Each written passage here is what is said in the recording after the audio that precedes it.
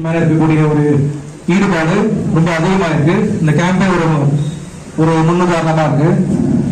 இந்த நிகழ்ச்சி ஏற்பாடு பண்ணோம் அப்படின்னு சொல்லும்போது தினேஸ்வரன் சார் தான் தெரியும். அவரை பத்தி நிறைய சமூக சேவை வேலூர் மாவட்டம் மட்டும் இல்லாம பொதுவாக எல்லா வேலையும் பண்ணிட்டு இருக்காரு.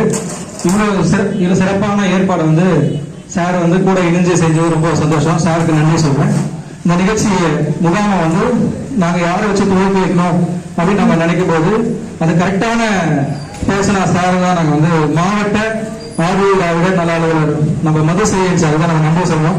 ரொம்ப நன்றிங்க சார் வந்ததுக்கு. அப்புறமா எழுத்தாளர் நீதிமணி சார் வந்திருக்காரு. ரொம்ப நன்றிங்க சார். இப்ப நாராயணலிங்க வந்துட்டு இருக்காரு. அப்புறமா நம்மளுடைய கவுன்சிலர் சக்கரவர்த்தி சார் வந்திருக்காரு. ரொம்ப நன்றிங்க சார். எச்எம் சார் இடம் கொடுத்து நமக்கு பெரிய ஆதரவு கொடுத்துருக்காரு. ரொம்ப நன்றிங்க சார். நிர்வாகம் சாருக்கு ரொம்ப நன்றிங்க சார். இந்த முகாமோட நோக்கம் பாத்தீங்கன்னா ஒரு நோய் இல்லாத ஒரு சமுதாயத்தை உருவாக்கணும், சமூகத்தை கிரியேட் பண்ணணும் அப்படின்ற ஒரு காரணம் தான். இன்னைக்கு பாத்தீங்கன்னா காலகட்டத்துல நோயோட தாக்கம் இளம் வயதிலேயே அதிகமா இருக்கு. அதற்கான விழிப்புணர்வு சரியா இல்லை.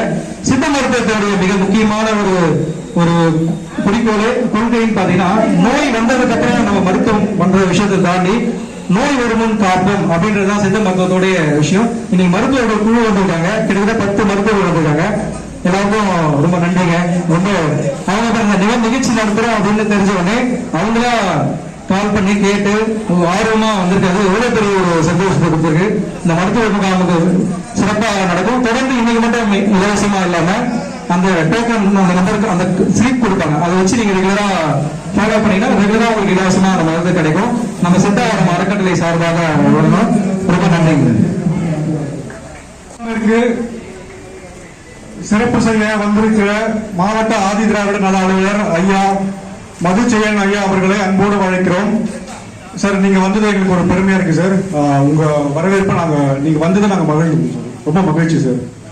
அதே மாதிரி நம்ம 21வது வார்டு கவுன்சிலர் அண்ணன் சக்கரை அண்ணனுக்கும் அவர் வந்ததுக்கு ரொம்ப நன்றி தெரிவிச்சுக்கிறோம்.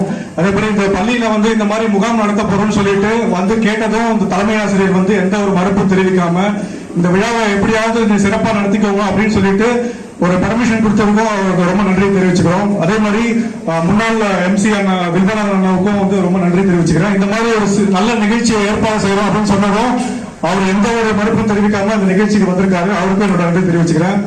அதே மாதிரி மேல இருக்க அனைத்து பெரியவர்களுக்கும் என்னோட நன்றியை தெரிவிச்சுக்கிறேன். குறிப்பா இந்த சித்த மருத்துவ முகாமை பெரிய லெவல்ல பண்ணணும்னு சொல்லிட்டு 10 சித்த மருத்துவர்களை இங்க வர வச்சிருக்காரு மதிப்பிற்குரிய பாஸ்கரன் ஐயா அவர்களுக்கு என்னுடைய நன்றியை தெரிவிச்சுக்கிறேன். அவர் இல்லைன்னா இந்த முகாமே இல்லை.